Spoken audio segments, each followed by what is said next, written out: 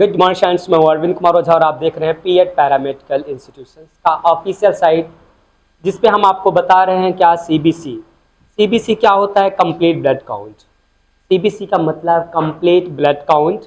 अब तक आपने काफ़ी कुछ कवर किया है कंप्लीट ब्लड काउंट में, तो बेटा हम आगे को देखेंगे क्या। इस समय जो हमारे अदर है ना, अदर में के अगर बात करेंगे कि common components of CBC. CBC में बहुत से कंपोनेंट्स हैं, उन कंपोनेंट्स में से जो कॉमन कंपोनेंट्स है उसके बारे में हम आपको बताते हैं। है क्या कॉमन कंपोनेंट्स ऑफ सीबीसी में? आरबीसी। आरबीसी का मतलब रेड ब्लड कॉर्पस सेल्स, जैसा कि इसके पहले आप पढ़ चुके हैं। आरबीसी का मतलब रेड ब्लड कॉर्पस सेल्स और इसी को बोलते हैं इरेथ्रोसाइट्स। भैया RBC red blood corpus cells मतलब रेड मीन्स होता है लाल, ब्लड मीन्स होता है खून, कॉर्पस सेल्स मतलब सेल। जो लाल सेल होता है सीबीसी के अंदर उसको आरबीसी बोलेंगे। उसी को साइंटिफिक नेम में बोलते हैं क्या? इरेथ्रोसाइट्स। हम बात करेंगे अब हीमोग्लोबिन की। हीमोग्लोबिन मीन्स होता है एचबी।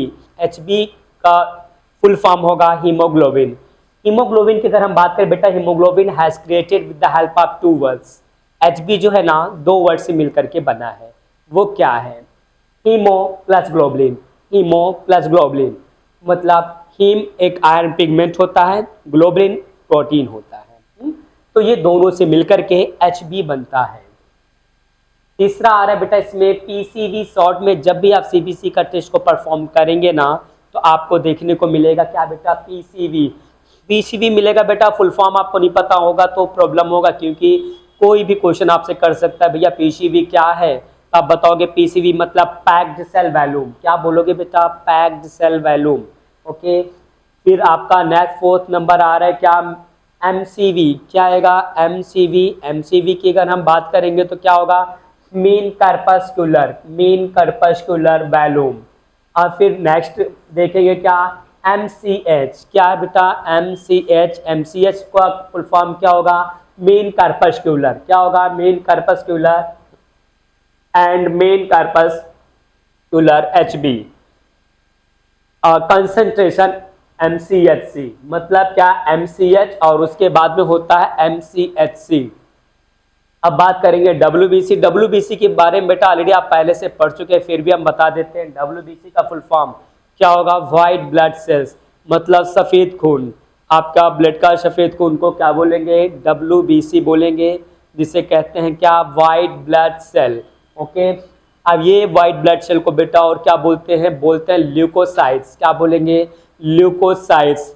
अब हम बात करें ल्यूकोसाइट्स क्या होता है। ल्यूको मीन्स होता है सफ़ेद मतलब व्हाइट, साइट मीन्स होता है सेल। सफ़ेद सेल को बोलते हैं ल्यूकोसाइट्स। अब हम देखेंगे क्या आ रहा है आपको? प्लेटलेट। प्लेटलेट मतलब क्या? इसको शॉर्ट में जब भी आप देखेंगे सीबीसी के पैरा में तो मिलेगा आपको पीएलटी नाम से। किस नाम से मिलेगा? जो प्लेटलेट दिख रहा है बेटा मिलेगा आपको प्लेटलेट पीएलटी के नाम से। इसको क्या बोलते हैं? थ्रोम्बोसाइट्स। हमने बेटा कल की क्लास में बता रखा है कि सारे के सारे का जो है ना आपका मेडिकल टर्मिनोलॉजी यूज करना होता है। जैसे आरबीसी का बताया एरिथ्रोसाइट्स, और वैसे आपका क्या डब्ल्यूबीसी का क्या हो जाएगा? डब्ल्यूबीसी का हो जाएगा आपको ल्यूकोसाइट्स।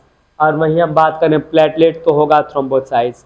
तो प्लीज़ ध्यान देना है, हम आपका जो सेल का नॉर्मल रेंज होता है, इंक्रीज और डिक्रीज दोनों ही स्थिति और परिस्थिति में प्रॉब्लम देखने को मिलता है पेशेंट को, तो समझना होगा कि कम होने से क्या होगा और ज़्यादा होने से क्या होता है।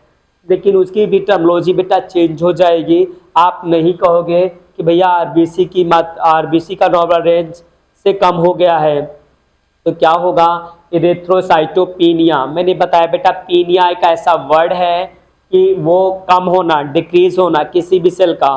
तो आरबीसी को हमने क्या बोला? आरबीसी को हमने बोला इरेथ्रोसाइट्स ना, तो इसलिए इरेथ्रोसाइट्स कम हो गया है तो क्या हो जाएगा? इरेथ्रोसाइटोपिनिया।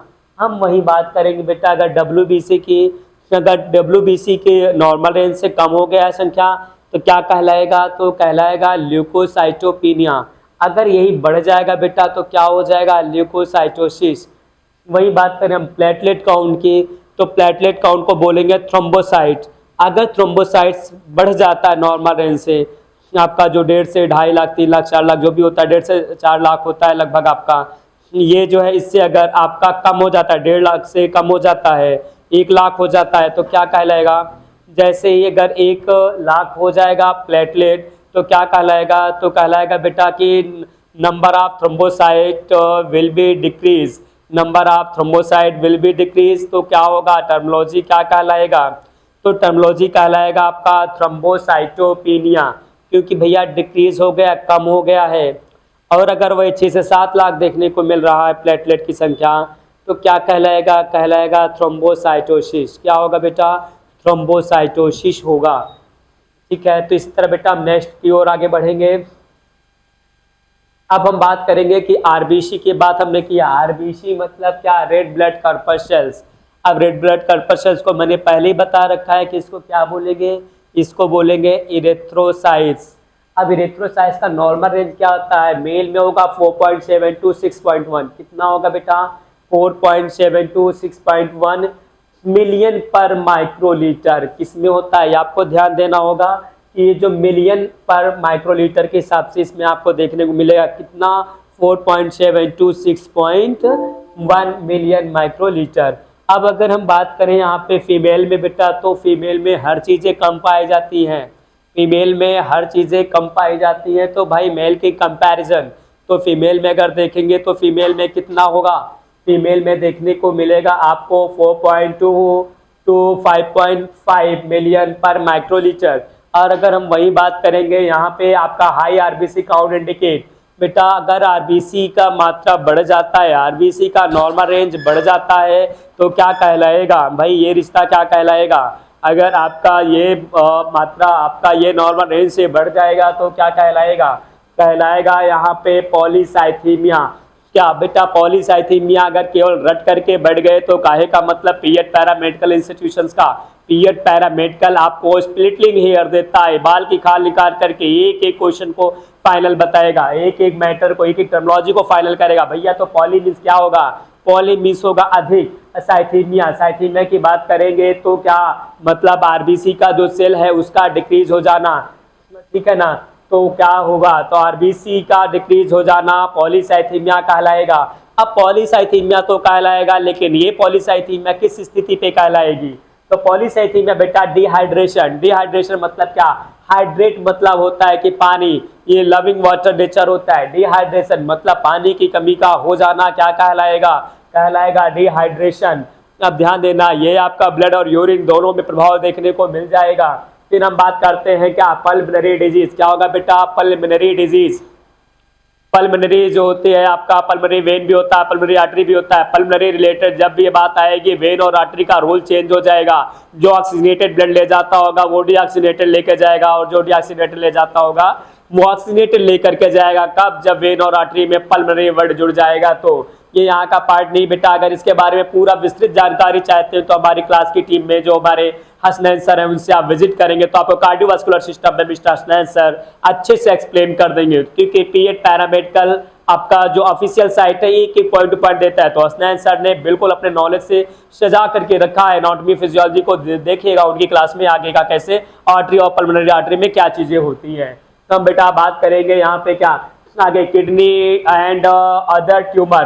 ट्यूमर की बात होती है, किडनी और अदर ट्यूमर में भी देखने को मिलेगा। ट्यूमर की बात करेंगे बेटा, ट्यूमर मेन दो प्रकार से होता है।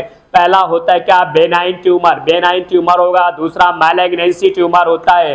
बेटा जब भी बात करेंगे मैलिग्नेंसी ट्यूमर वो बात जाएगा, इशारा करेगा किसकी ओर करेगा, कैंसर की ओर, कैंसर की ओर इशारा करेगा। अगर कोई ट्यूमर ऐसा होगा जिसमें मेटास्टैसिस देखने को मिलेगा। आप बात करेंगे बेटा मेटास्टैसिस क्या है।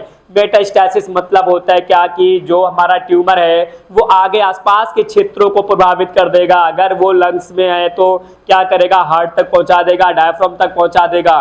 तो क्या होता है, वो कैंसर का मतलब होता है क्या, मैलिग्नेंसी मतलब कैंसर सेल वो क्या करेगा, आगे की ओर बढ़ेगा। कैसे बढ़ेगा भैया, सेल का ग्रोथ हो जाएगा। सेल का ग्रोथ कैसे हो जाएगा, जनरेट होगा, जनरेट नहीं होगा डिजनरेट होगा। मतलब ग्रोथ कैसे, ग्रोथ होता तो हमसे ग्रोथ बोलते हैं, डिजनरेट मतलब वो आकार और आकृति से डिफरेंट होगा। तो वो क्या होगा, कैंसर सेल कहलाएगा, इसे मैलिग्नेंसी बोलेंगे। इस सिचुएशंस में भी आपको आरबीसी की मात्रा यहाँ पे फ्लक्चुएट होती है, आपको दिखेगी बेटा।